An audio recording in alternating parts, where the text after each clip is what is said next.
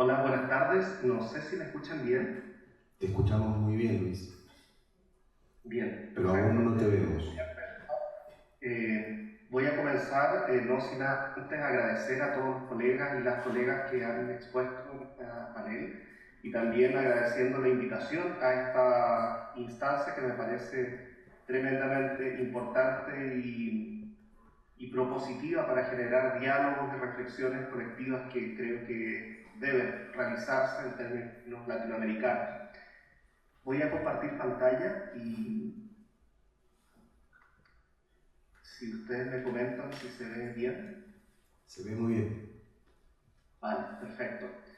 El tema que yo voy a abordar tiene que ver con nuestra realidad latinoamericana en relación a la gestión de archivos y básicamente tratar de colocar en discusión algunos de los elementos que particularizan los modos de gestión que se realizan en nuestro continente, porque de pronto yo creo que a todos nos ha tocado que nos enfrentamos a ciertos parámetros de lo que implica la conservación, la difusión y la puesta en acceso de los archivos audiovisuales, pero desde las realidades latinoamericanas creo que hay ciertas particularidades que nos invitan a abrir nuevas discusiones y sobre todo establecer diálogos y tesis que surjan desde nuestras mismas condiciones de producción, que es un poco lo que se ha planteado en esta mesa. En particular, yo quisiera contar el ejemplo de la Cineteca de la Universidad de Chile, que es la institución que yo coordino, una institución que sufre las veleidades del siglo XX y de cierta forma los modelos de gestión que nosotros estamos desarrollando en la actualidad están fuertemente vinculados a un sentido de pertenencia histórico. Y esto no lo digo desde una perspectiva alegórica o simplemente como un gesto, sino que también como un método de trabajo. Entonces, eso es más o menos lo que quisiera exponer. Primeramente, señalar que la Cineteca de la Universidad de Chile, cuando nace de acuerdo al espíritu de su época, en los años 60, a partir de la inquietud de un grupo de jóvenes que instó a que la Universidad del Estado de nuestro país pudiese abrir un espacio de conservación y promoción del cine fuera del circuito comercial, que era lo predominante no solamente en Chile, sino que en varios países de la región en aquellos años. La Cineteca de la Universidad de Chile cumplió un rol muy importante a partir de la dirección que emprendió Pedro Chaskel desde el año 1963, donde fomentó la recopilación de películas chilenas, que hasta ese momento era algo que no se consideraba dentro de una matriz cultural de ese periodo. Y posteriormente, con el estímulo a la creación de una biblioteca de cine, especializada en cine, y la conservación de otras materialidades como manuscritos, afiches, fotografías, etc., convirtiéndose en el principal acervo del cine histórico de nuestro país. La Cineteca cumplió también un rol muy importante en un proceso de formación y de apertura hacia una cultura cinematográfica bastante poco ahondada en nuestro medio, a partir de la puesta en el espacio público de películas de valor artístico, estético y cultural. Y esto, de cierta forma, contribuyó a la creación de una cultura cinematográfica y que nucleó a un grupo de jóvenes que hasta ese momento no tenía obra cinematográfica, pero a partir del proceso crítico y analítico que se desarrolló en esta instancia, en este espacio, luego pasaron a realizar películas que tuvieron un rol muy importante dentro de la historia del cine chileno y latinoamericano. En ese grupo estaba gente como Miguel Vitín, el mismo Pedro Chaskel, el director de fotografía Héctor Ríos, el poeta Jorge Tellier, la artista visual Paulina Buñoli y un grupo de gente que de cierta forma renovó y contribuyó a ampliar las posibilidades de la institucionalidad cultural en relación a la valorización del cine como arte. Acá tenemos algunos ejemplos y registros de nuestro archivo, particularmente ahí se verá a la izquierda el afiche de la película El Húsar de la Muerte, que es una película silente de 1925, perdón, y que fue conservada y se conserva hasta el día de hoy en nuestra casa de estudios. Y posteriormente, o a continuación, más bien dicho, un pequeño recorte de prensa de lo que se consigue en esos años, que es la liberación de la Cineteca de la Universidad de Chile para pasar por el Consejo de Censura, atribuyendo a que toda labor que realizaba la universidad tenía que ver con fines educativos y culturales, lo cual permitió también el ingreso de películas a nuestro país sin pasar por estos protocolos que en esa época eran bastante sesgados.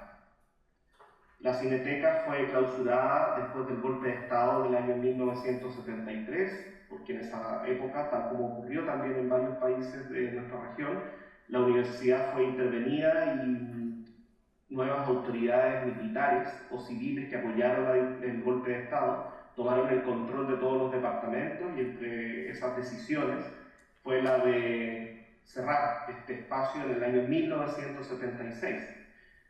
A partir de este momento es que se produce un proceso que no es solamente de cierre y de clausura de instituciones, sino que es algo mucho más profundo, donde se ejecuta un acto de desmemoria, de tratar de reemplazar toda la institucionalidad pública para colocar sobre ello una nueva institucionalidad, principalmente privada. Entonces, cuando la Cineteca logra reabrirse en el año 2008, nos encontramos con un escenario completamente distinto al de los años 60, pero también con la necesidad de abrir nuevas preguntas respecto a un modelo social anclado en las prácticas del liberalismo económico, donde todo este tipo de expresiones que no tienen una rentabilidad quedaron sometidas a la autosubvención, a buscar sus propios recursos para subsistir. Entonces, la ausencia de recursos, sumado a cambios tecnológicos que se habían dado en esta brecha epocal, nos abren a preguntas completamente inéditas para lo que es un archivo audiovisual, no solamente en nuestro país, sino que creo que es algo equivalente a distintos lugares, ¿no? Desde ese nuevo escenario se repiensa la noción de archivo desde la necesidad de establecer políticas y una ética que sea coherente con el proceso que había desarrollado la Universidad de Chile en los años 60. Esto es una vocación pública, pero también la misión, el resguardo de una misión de recuperación de una memoria histórica que permita o contribuya al desarrollo cultural del país.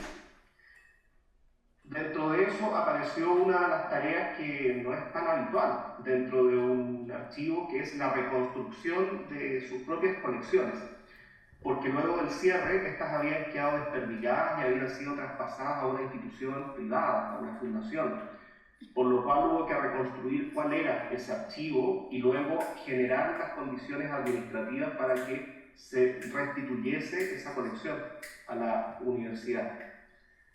Luego de esa recuperación nos enfrentamos a los cambios tecnológicos. Ya no existían los soportes analógicos y la no existencia o la práctica cercanía con la obsolescencia nos hizo generar instancias de digitalización para la puesta en acceso de esas colecciones, pero también el rastreo de fondos no fílmicos con papeles, fotografías, guiones, afiches, manuscritos, que habían sido en algunos casos saqueados de la universidad, tal como ocurrió con otras instituciones.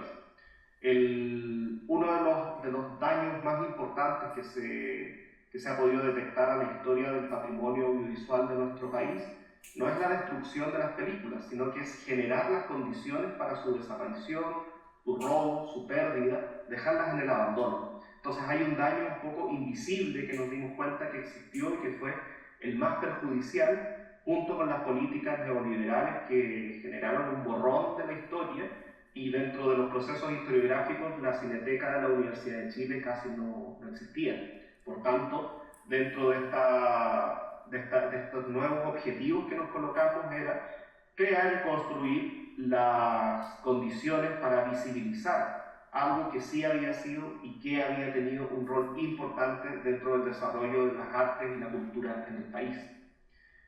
Para poder trabajar con estos materiales hubo que implementar una infraestructura primero básica, que luego fue escalonadamente intentando construir un laboratorio de restauración digital, porque el edificio original y la sala de cine fueron expropiadas a la universidad, entonces la Cineteca se quedó sin casa, por decirlo de alguna forma. Y luego, en un contexto digital, tendríamos que pensar los elementos éticos sobre la circulación de obras restauradas bajo los nuevos parámetros que existían ahora en el siglo XXI. Esos modelos de digitalización nos abren también a una lectura sobre la sustentabilidad, porque estamos utilizando tecnologías digitales, utilizando más energía, estamos utilizando también otros soportes que luego no sabíamos qué es lo que se hacía en términos de reciclaje, por ejemplo las carcasas, los discos duros, etc. Por tanto, esa figura de la sustentabilidad la empezamos a colocar como un elemento prioritario. A partir de ello, generamos esta dinámica o este ecosistema de gestión de archivos, donde cada área está relacionada unas con otras, pero colocando siempre en el centro un trabajo ético con los archivos, el respeto por nuestra memoria y la recuperación de una memoria medio olvidada. No olvidarnos que somos una institución educativa, por tanto el trabajo formativo para nosotros resulta preponderante, y no perder de foco que tenemos una responsabilidad pública. Por tanto, cada acción que nosotros desarrollamos no está solamente supeditada a esta especie de voracidad que existe por el consumo de imágenes en la era digital, sino que tenemos que ser responsables por la salvaguarda, por un correcto acceso y el respeto por propietarios, autorías, etc. Entonces, esta cadena que está en este gráfico nos permite ilustrar cómo cada área está intercomunicada, y desde que un objeto cinematográfico ingresa a nuestra institución, pasa por procesos de documentación, de investigación, para luego ser restaurados, conservados, traspasados en su formato, generando instancias de acceso y luego de educación, que luego generan una sinergia con nuevos insumos que entran a la documentación, a la investigación y a nuestro acervo. Por tanto, hoy nosotros administramos nuestra institución en estas unidades, básicamente la señalo en este gráfico, pero nos dedicamos tanto a la conservación del audiovisual como de sus derivados, como son afiches, fotografías, manuscritos y objetos, que permitan generar instancias de educación con los públicos, y elaboramos desde ahí investigaciones y un trabajo de formación con estudiantes de la carrera de cine y televisión de la Universidad de Chile, que van a orientarse específicamente a colocar a los públicos como un elemento central de este trabajo, con el objetivo de abrir una institucionalidad que ha pasado por estos vaivenes históricos hacia la sociedad, no enclaustrarse con el conocimiento y los saberes. Acá menciono algunos campos de acción que hemos desarrollado desde la perspectiva de la conservación y la restauración. Hemos implementado un laboratorio de restauración análogo en soportes fotoquímicos y videográficos, donde hemos desarrollado trabajos especializados con colecciones de gran valor cultural. Y creo que dentro de eso hemos tratado de priorizar una ruptura a una clásica noción de la autoría, que antiguamente era lo predominante en nuestro país, restaurar las películas de tal o cual cineasta. Esto se ha comentado en esta mesa, me parece muy valioso, porque en la medida que se rompe con esos criterios o esos hitos, nos vamos a encontrar con nuevas colecciones o nueva producción audiovisual del pasado que necesita ser sometida a estos procesos, y por tanto no nos sometemos solamente a dar respuesta a una colección que ya existía o a patrones que venían de una historiografía clásica del cine chileno o latinoamericano, sino que hacemos un trabajo de búsqueda y recuperación de otro tipo de colecciones para hacer esta puesta en valor. Por eso también nos hemos abierto a otras materialidades, como el cine doméstico en 8 x 8 milímetros, que hemos desarrollado procesos de restauración. y también noticieros cinematográficos de los años 40 y 50 y colecciones de televisión, con lo cual estamos ahora trabajando. Acá hay algunos ejemplos de películas que hemos restaurado en el último tiempo. Acá también tenemos otro pequeño listado de algunas de las obras que hemos procesado y ahora nos encontramos trabajando, bueno, vamos a estrenar ahora la próxima semana en el Festival Internacional de Cine de Valdivia la primera filmación que se hizo de un viaje de chilenos a la Antártica en el año 1947 y durante el 2025 vamos a estar trabajando con los nitratos de la película El Húsar de la Muerte, que es una película que cumple 100 años y que para nosotros es muy importante.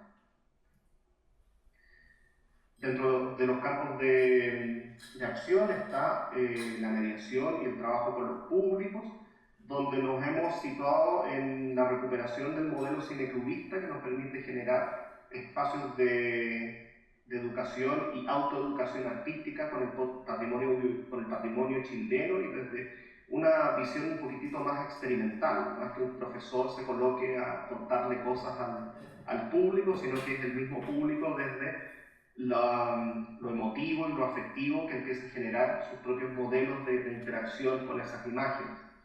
Para nosotros, establecer estrategias innovadoras para que los públicos conozcan el cine histórico es fundamental. Y por eso el cineclubismo nos permite tener continuidad con el objetivo de recuperar una noción de comunidad y de pertenencia que está un poquitito perdida dentro de la desestructuración del tejido social que se evidencia después de la intervención militar en nuestro país. Algunos casos que nos permiten ilustrar esto son estrategias puntuales, como la conmemoración de los 120 años del cine chileno, que en vez de proyectar en una sala de cine películas históricas, nos concentramos en hacer otra cosa, y es convocar a músicos experimentales para hacer una suerte de apropiación de un espacio simbólico, como es la Casa Central de la Universidad de Chile, y en un modelo inmersivo con tres telones, proyectar películas de la época del cine silente, que generó una favorable recepción de parte de los públicos más jóvenes. Eso a nosotros nos puso muy contentos, porque teníamos ahí un montón de gente de 18 a 20 años viendo películas de el 1920, por ejemplo. Entonces eso cuesta mucho, porque si yo llevo y coloco una película así en una sala de cine, posiblemente van a ir los leales, los fieles a ese tipo de cinematografía, pero acá rompimos con eso y pudimos acercar este tipo de obras a otros públicos. Algo parecido hicimos ahora, hace un par de semanas atrás, con esta fiesta de la primavera, patrimonio cultural y experimental, que fue una propuesta transdisciplinar donde involucramos distintos medios de expresión, donde el cine histórico fue central. Hicimos una exposición con videos de la década de los 80, pero no nos concentramos en la clásica muestra de videos de la resistencia política a la dictadura, sino que mostramos la contracultura, una apertura también a disidencias, a nuevos actores culturales, que nos parecía importante que tuviesen una representación visual que generalmente había sido desplazada. Para eso también trabajamos una videoinstalación y arte performático con archivos audiovisuales y la propia creación de registros que se van a convertir en nuevos archivos para el futuro. Y luego hicimos la musicalización de películas silentes con música electrónica, con los DJ que generaron también una instancia inmersiva que también implicó una favorable recepción de otros públicos. Y lo último, mencionar que desarrollamos un curso de manipulación de materiales fílmicos que da la posibilidad de capacitar a estudiantes que tienen entre 20 y 19 años para que luego se conviertan en profesionales de la manipulación y el trabajo y el tratamiento con archivos audiovisuales, siendo el único curso universitario en el país que ofrece este tipo de saberes y conocimientos. Por tanto, la educación no tiene que ver solamente con lo formal, sino que tiene que ver con la cadena de procesos que se le explica y se le enseña a un estudiante de cine. No concluye con la distribución de una película, sino que la extendemos hacia la conservación de del patrimonio audiovisual. Creemos que ese es un cambio cultural donde el fin de una película no es solamente su explotación comercial, sino que garantizarle a las generaciones que vendrán que puedan también tener acceso a estas materialidades. Por tanto, hay un trabajo de pedagogía experimental, porque ellos mismos hacen el proceso, pero también desde nuestra perspectiva, anualmente estamos realizando un nuevo proyecto colectivo de rescate y resguardo del patrimonio audiovisual. Aquí algunas publicaciones que hemos elaborado, que son de distribución gratuita y están en la página oficial de publicaciones de la Universidad de Chile. Ahí les dejo el link por si las quieren buscar. Hay otras más, por supuesto, y son de libre acceso para todas, todos. Estos son algunos de los problemas y desafíos, para ya ir cerrando, que creo que nos atañe cuestionarnos y preguntarnos, sobre todo porque hoy día en la erupción del digital y donde uno presupone que todo está a nuestro acceso, nos seguimos encontrando con una precarización de la administración institucional y el riesgo de que nuevamente una intervención del Estado en detrimento de sus mismas colecciones y sus mismas instituciones de resguardo del patrimonio es latente. Entonces es un peligro bastante evidente que merodea nuestra disciplina. Entonces tenemos que colocarlo como un elemento a pensar y cuestionar, porque hoy día, donde podemos digitalizar y consumir y acumular muchas imágenes, también tenemos que enfrentarnos a nuevos desafíos de la educación artística y específicamente con el rol que está cumpliendo la imagen. Y principalmente desde esta lectura un subtema que son los nuevos desafíos éticos, porque el archivo se transforma en un nuevo capital del conocimiento, pero como todo capital es codiciado, es minimizado en algunos casos, es desprestigiado y tenemos que protegerlo para que esa valoración intangible pueda ser entregada a las generaciones que vendrán. Este tipo de problemas y desafíos yo creo que solo los podemos plantar desde acá, que cuando me ha tocado estar en actividades con profesionales europeos, como que sus problemas y desafíos son la obsolescencia tecnológica, el incremento en la gestión de archivos digitales, el almacenamiento, la conservación o el flujo de imágenes digitales, o sea, todo esto que para nosotros es tan cotidiano, o el peligro de que nos resten presupuestos, o los sesgos políticos que existan sobre ciertas instituciones, en otras partes es bastante menor. Entonces creo que acá nosotros sí podemos poner el foco en estas discusiones y creo que generalmente nos atañe a todos los países de la región. Lamentablemente tengo que retirarme a dar una clase, está esperando un curso en este momento, pero y lamento realmente no quedarme al diálogo que se va a realizar a continuación, pero acá les dejo mi contacto, quien quiera contactarme estoy a completa disposición y tienen también nuestras redes sociales donde pueden seguir las labores que nosotros realizamos desde la Cineteca de la Universidad de Chile. Nuevamente muy agradecido por la invitación y quedo a su disposición. Muchas gracias. Muchas gracias, Luis, por tu estupendo relato de todo lo que hacen por allá. Y comprendemos que tengas que darte clase por eso que contabas, ¿no? Por la situación precaria de muchos de nosotros. Bueno, son las 4:12, así que yo miro hacia los organizadores. Tenemos 2 minutos para 2 preguntas, a riesgo de ser tildados del panel infinito.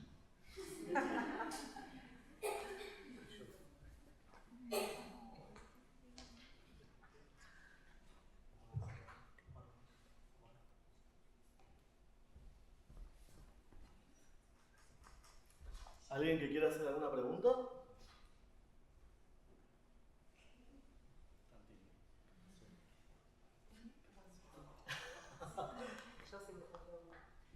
Bueno, gracias a todos, a Luis, aunque ya no nos escucha, pero me pareció como muy interesante la recurrencia, por lo menos en las 3 presentaciones de las 3 primeras, de ustedes y de Agustina, de esta idea como del descarte, de la basura, ¿no? El cine experimental está en la basura, lo que incluso hubo como resonancias con alguna mesa de la mañana, también que tuvimos una compañera de un archivo LGBT de Ecuador, y decía bueno, que este tipo de archivos disidentes expandía los archivos tradicionales al incorporar cosas que se consideran banales o triviales y que bueno, las propias comunidades, los propios grupos como ponen de manifiesto, pero bueno, esta idea como del desecho, del impuro, de lo descartado, incluso teníamos como hasta una conversación en el almuerzo que Tom Colley decía, citaba una anécdota de otro seminario en donde traía la metáfora como del minero, el archivista como el minero que entra y se mete como en la cueva y en el lodo, ¿no? Como toda una resonancia ahí con la suciedad, ¿no? Casi, con lo que hay que descartar. Y en todo ese contexto, y porque nos parece como una parte fundamental de la comunidad de la preservación, quería preguntarle a ustedes cómo ven la cuestión de la preservación de sus propios trabajos, ¿no? Porque aparece esta cosa siempre, me pasa también, como por más allá de que somos varias cosas al mismo tiempo, somos artistas, somos archivistas, pero bueno, a veces se abre como una cosa medio esquizofrénica, de bueno, mi trabajo, en casa de herrero, cuchillo de palo, ¿no? Entonces mi trabajo. ¿Y cuál es el destino que ustedes piensan para las películas o para los proyectos o para los trabajos que están haciendo ahora o que ya hicieron, desde el lugar que elijan contestar esa pregunta, ¿no? Digo, desde la participación en el diseño de políticas públicas, desde estrategias creativas, o bueno, de crear los archivos de artistas como el caso de Ángela, cómo se ven participando en esa cuestión proactiva de la propia preservación.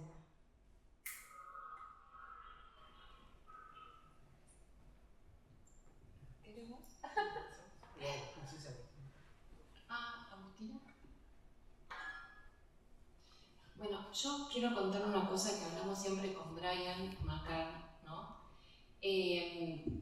Que decimos que tenemos que ir preparando a alguien para que nos sistematice el archivo, porque qué difícil es esa autolabor. Yo he trabajado, por ejemplo, con grandes artistas cuyos, por ejemplo, con Downey, que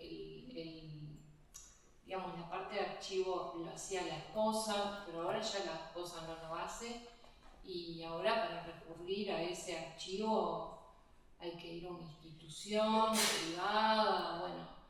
Entonces, en realidad lo que yo veo es que todos estos trabajos que se han hecho, más allá de los propios talleres, o sea, más allá de la intención de educar, también han hecho un trabajo de educación intrínseca que está cómo se hace, a dónde va, a dónde yo quiero que esté, ¿no? ¿Cuál fue como qué une entre ese lugar que yo quiero que esté y la génesis de ese trabajo? Bueno, nada, esto también son cosas que obviamente nos han llevado a peleas fatales con ciertos colegas, porque dentro de nuestro colectivo hay gente muy joven que tiene como otra idea, como otras afinidades, por ejemplo, incluso con la inteligencia artificial, con otras cosas, y gente más conservadora, incluso como yo, que viene con otra formación. Entonces yo lo que creo es que ahora nuestra idea de archivo ya viene con una cosa atrás, donde vos podés fundamentar qué es lo que querés. Es lo único. Pero bueno, todavía con Brian no llegamos a una conclusión. El próximo congreso, capaz que sí. Bueno, en mi caso sí puedo confirmar que en casa de herrero, cuchillo de palo, es mucho más fácil conservar la obra ajena que la propia. En general hasta ahora vengo trabajando siempre en fílmico, por lo que se duplica la complicación porque tengo el fílmico y el digital para preservar. En el caso de mi primera película, el fílmico está perdido porque el laboratorio donde se procesó cerró y bueno, nos pasó a muchos. Entonces solo tengo materiales digitales. En el caso de la película Infinita, todos los materiales fílmicos de obras diversas, la mayoría, los que no se devolvieron a sus tutores, están en el Museo del Cine, de gente que no me interesaba tener esos materiales. Y en el caso de la última herbaria, tengo todavía 3 cajas con discos rígidos de escaneos diversos y el fílmico.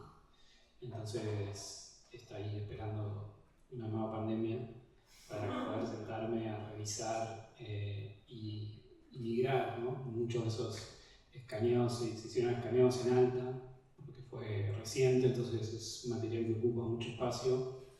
Y nada, y en la vorágine de hacer una película, por más que lleve varios años, se vive como una vorágine, nunca hay tiempo de ordenar y sí de duplicar. O sea, tengo mucho porque sí, al menos duplico, pero lo tengo todo en mi casa. O sea, no sigo las reglas que enseño cuando doy clases al respecto.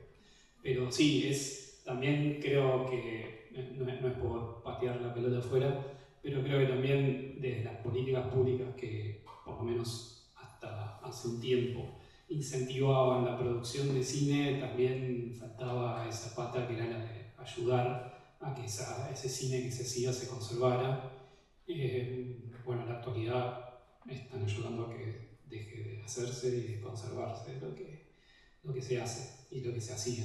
Así que creo que ahí también hay una posibilidad que nosotros desde el Museo del Cine, como individuos, intentamos, no sé si educar es la palabra, pero sí de incentivar a que se entienda que todos nosotros como creadores somos también conservadores.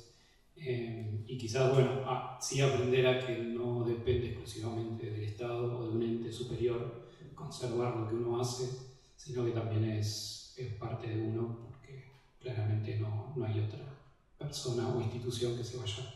O quizás sí, pero cuando uno se muere y ya no está, entonces quizás es mejor tomar todos los recaudos posibles en vida para que ese material esté más o menos. Pero sí, es mucho más fácil hacerlo para otra gente. Y además estamos tan retrasados en la conservación que yo prefiero ponerme a trabajar en el material de gente de generaciones anteriores, que el material quizás está todavía en peor estado de peligro que el mío propio. Y quizás deje a las generaciones que vienen encargarse de lo nuestro. Agustina. Hola, ¿cómo están? Gracias por estar ahí, llegaste. Llegué. Sí, bueno, me pasa parecido a Lean. Es muy complicado, no sé, como generar esa conciencia de preservar los materiales propios. Bueno, Peña lo viene diciendo hace mucho. Acuerdo también con que quizás hay que dejar de esperar del Estado, por lo menos en el futuro próximo, porque no parece haber demasiadas respuestas ni para el desarrollo ni para la producción, mucho menos para la conservación, porque nunca las hubo. Y otra cosa que me parece interesante para pensar, que hace poco visité el CEDINSI y empezamos a conversar de la posibilidad de guardar ahí los brutos, porque los documentales tienen procesos muy largos y se acopia un montón de material que es, bueno, a veces muy valioso y queda por fuera de la película. Entonces, creo que esa es otra cosa a pensar, ¿no? Como qué pasa con esos materiales. Hay cierta dificultad porque las personas que participan en las entrevistas o los materiales que uno acumula no siempre tienen los permisos para ser guardados en un archivo ajeno a la película, pero sí es algo también importante para pensar porque ahí hay un montón de material, un montón de riqueza que si no se pierde, ¿no? Son cientos de discos acumulados y arrumbrándose.